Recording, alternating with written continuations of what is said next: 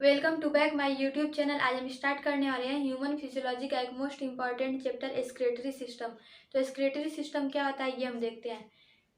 Sales के अंदर metabolic process चलती है। मेटाबॉलिक प्रोसेस के थ्रू नाइट्रोजन वेस्ट बनते हैं और ये जो नाइट्रोजन वेस्ट होते हैं बहुत ही हार्मफुल होते हैं और इन्हें बॉडी से रिमूव कराने का प्रोसेस ही एक्सक्रीशन कहलाता है। और जो सिस्टम इसमें वर्क करता है उसे हम बोलते हैं एक्सक्रीटरी सिस्टम।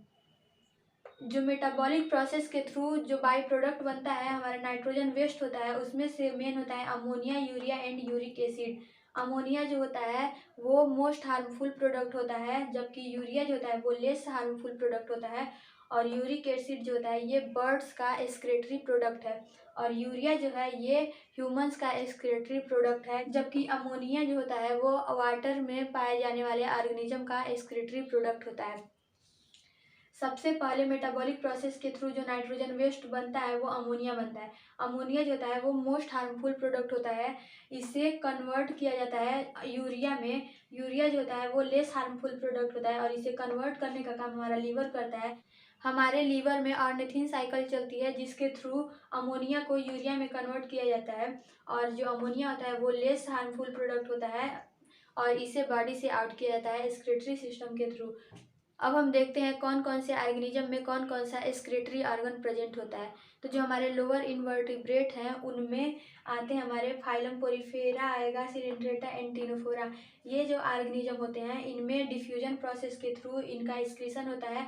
इनका जनरल बॉडी सरफेस जो होता है उसके थ्रू ये एक्सक्रीशन करते हैं।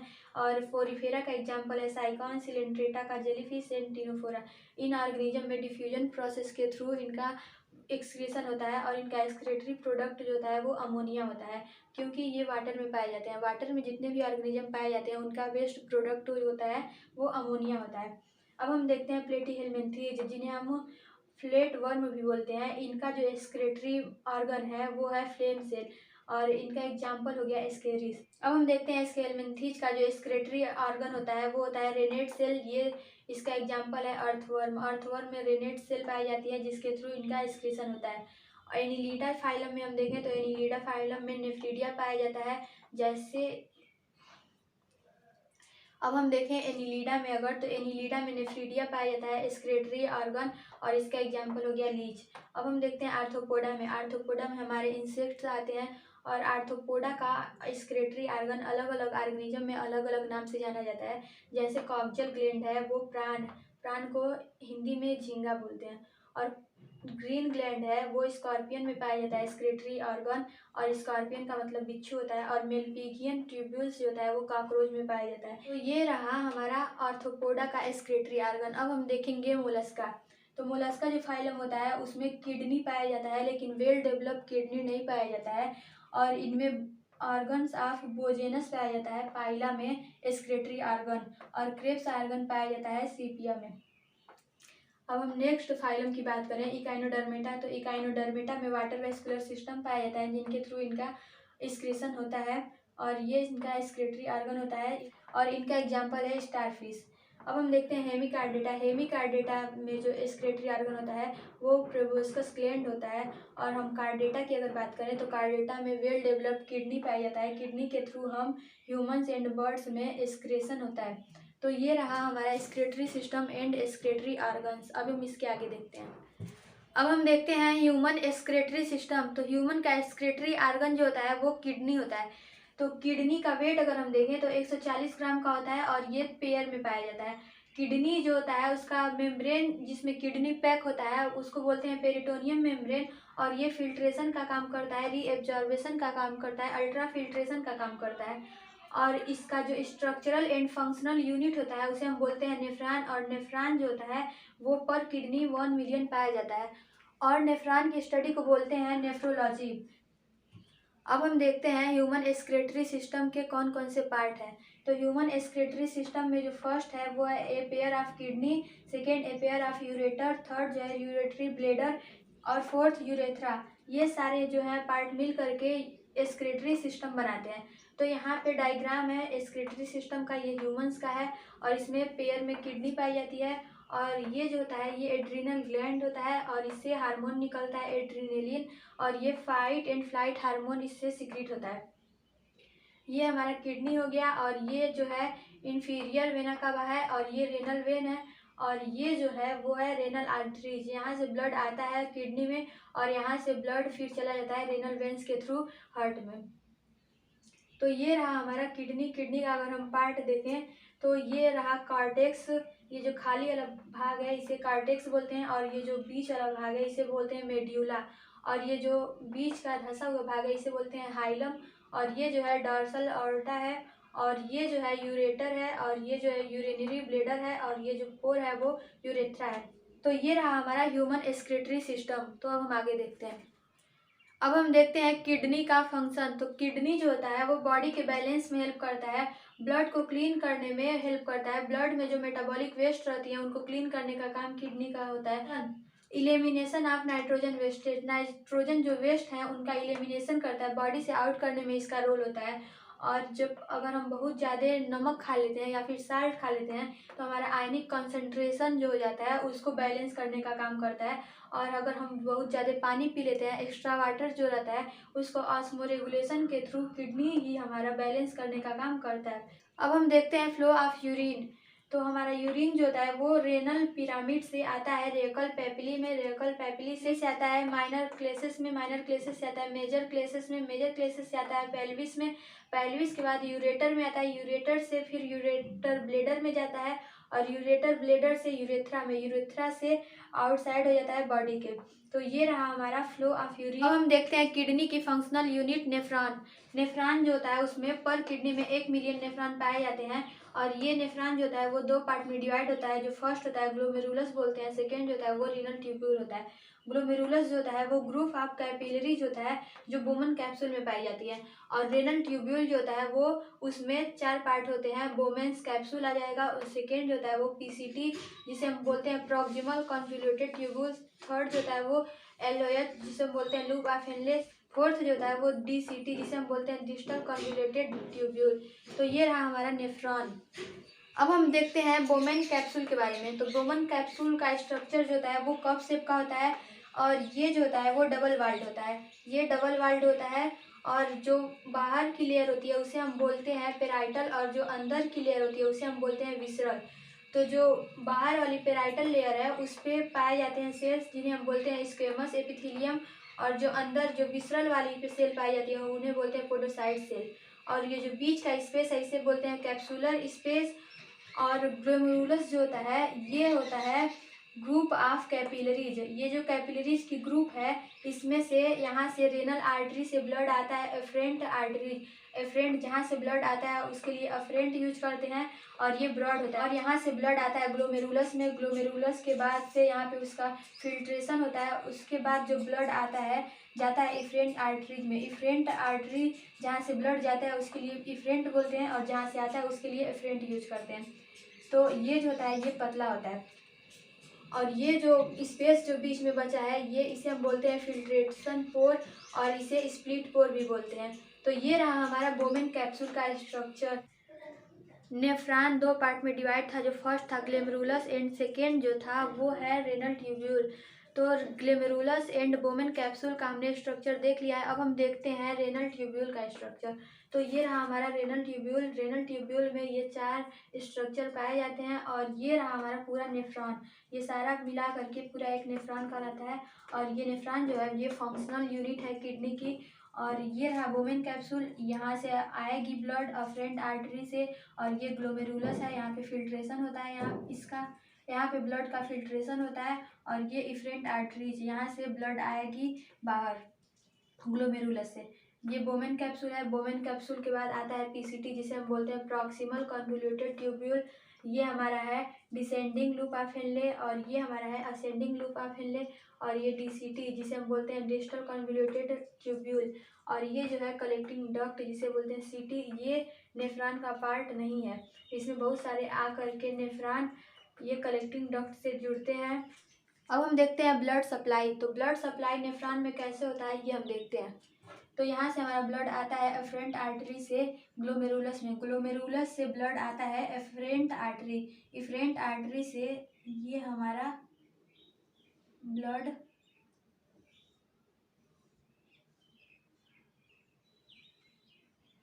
पीसीटी में आएगा, पीसीटी से होता हुआ ये डीसीटी में जाएगा।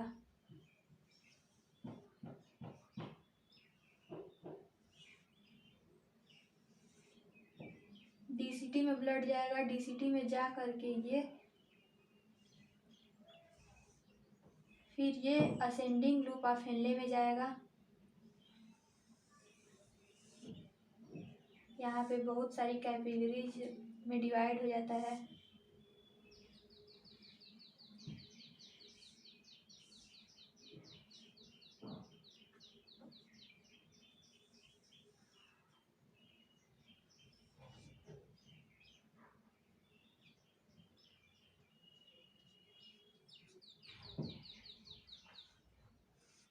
और ये ब्लड की कैपिलरी जाती है डिसेंडिंग लूप में, डिसेंडिंग लूप से फिर ये हमारी कैपिलरी आ जाती हैं रेनल वेन में। तो हमारा ब्लड आता है हमारा ब्लड सबसे पहले आता है अफरेंट आर्टरी से, फिर जाता है ग्लोमेरुलस में, ग्लोमेरुलस से आता है इफरेंट आर्टरी, इफरेंट आर्टरी से ब्लड जाता है पीसीटी में, प्रॉक्सिमल कन्वोल्यूटेड ट्यूब्यूल। यहाँ से हमारा ब्लड फिर जाता है डीसीटी में, डीसीटी का full form distal convoluted tubule. यहाँ से हमारा ब्लड जाता है ascending loop of Henle, ascending loop of Henle से जाता है डिसेंडिंग लूप ऑफ हेनले, और डिसेंडिंग लूप ऑफ हेनले से हमारा ब्लड जाता है रेनल वेन में। और ये जो कैपिलरीज हैं इन्हें बोलते हैं वासा रेक्टा। तो ये रहा हमारा ब्लड का सप्लाई। नेफ्रॉन में इस तरीके से ब्लड जाता है और इधर से हमारा फिल्ट्रेट जाता है।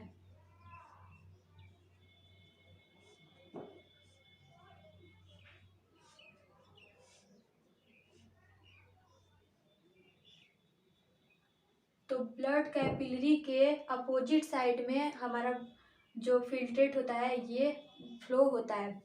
यहाँ पे ये फिल्ट्रेट नीचे की तरफ जा रहा है, जबकि इधर ब्लड जो है ऊपर की तरफ जा रहा है।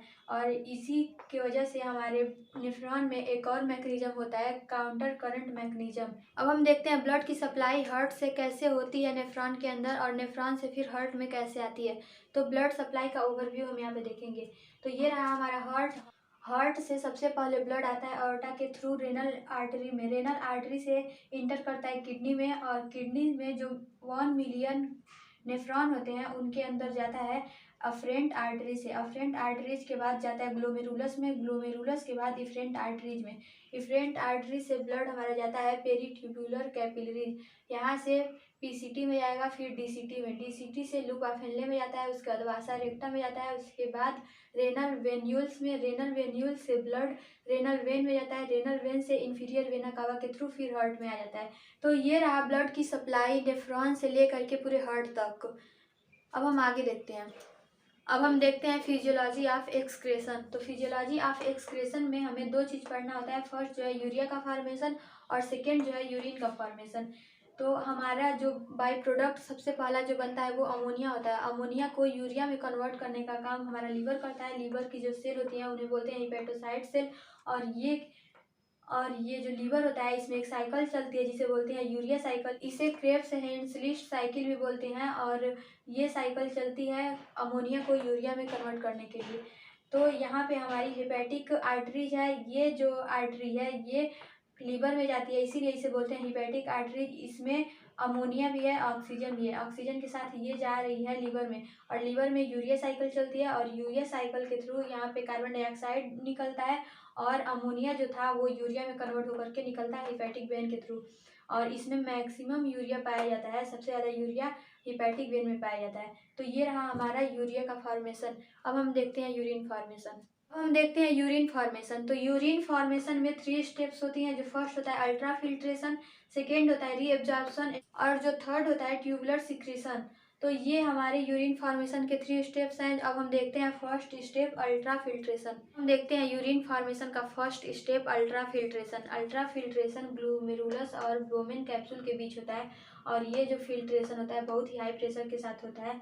ये रहा हमारा बोमेन कैप्सूल। बोमेन कैप्सूल की दो वाल होती हैं। जो फर्स्ट बाहरी वाल होती है जिसे हम बोलते हैं पेराइटल, ये स्क्वेमस एपिथेलियम की बनी होती है। और जो अंदर वाली वाल होती है जिसे हम बोलते हैं विसरल, ये पोडोसाइट सेल की बनी होती है। और उनके बीच में जो पोर पाया जाता है उसे बोलते हैं फिल्ट्रेशन साइड पोर।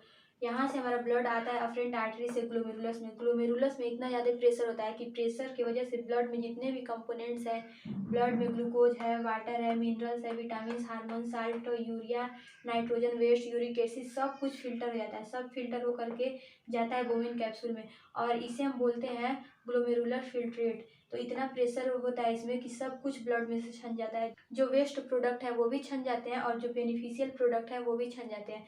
तो सब कुछ छन जाता है इसमें से, इतना ज़्यादा प्रेशर होता है ग्लोमेरुलस में। तो इन्हीं को बोलते हैं अल्ट्रा फिल्ट्रेशन। और ये जो होता है ग्लोमेरुलस में होता है और ग्लोमेरुलस से होता है बोमेन कैप्सूल में। और 1 मिनट में हमारा फिल्ट्रेशन जो होता है वो 125 ml ब्लड का होता है और एक दिन में पूरे 180 लीटर ब्लड का हमारा फिल्ट्रेशन होता है। नेट इफेक्टिव प्रेशर अगर देखें तो 10 से 20 mmHg होता है। अगर हमारी बीपी हाई होती है तो नेट फिल्ट्रेशन प्रेशर भी बहुत हाई हो जाता है। तो ये रहा हमारा अल्ट्रा फिल्ट्रेशन। अब हम देखते हैं यूरिन फॉर्मेशन का सेकेंड स्टेप, रीएब्जॉर्प्शन। तो रीएब्जॉर्प्शन में यूजफुल सबस्ट्रेट हो चुके हैं, उन्हें बैक लाना है ब्लड में फिर उन्हें वापस लाना है। तो ये जो फिल्ट्रेट है उन्हें फिर से ब्लड कैपिलरीज में भेजा जाता है। इन ब्लड कैपिलरीज में ट्रांसफ़र किया जाता है उन्हें। इन्हीं को बोलते हैं रीएब्जॉर्ब करना, दोबारा इन्हें एब्जॉर्ब किया जाता है। और जो पीसीटी में हम देखें क्या क्या एब्जॉर्ब किया जाता है, तो पीसीटी में सबसे ज़्यादा ग्लूकोज जो होता है वो 100% एब्जॉर्ब किया जाता है। ग्लूकोज जो होता है वो 100% इसमें एब्जॉर्ब किया जाता है। अमीनो एसिड का 100% एब्जॉर्ब किया जाता है। यूरिया जो होता है उसका 50% एब्जॉर्ब किया जाता है। सोडियम का 70% एब्जॉर्ब किया जाता है। फास्फोरस भी 70%, कैल्शियम भी 70%, मैग्नीशियम H2O भी 70% रीएब्जॉर्ब किया जाता है ब्लड कैपिलरी में। उसके बाद से हम देखें डीसीटी में तो सोडियम 5%, कैल्शियम 3%, मैग्नीशियम 5% रीएब्जॉर्ब किया जाता है।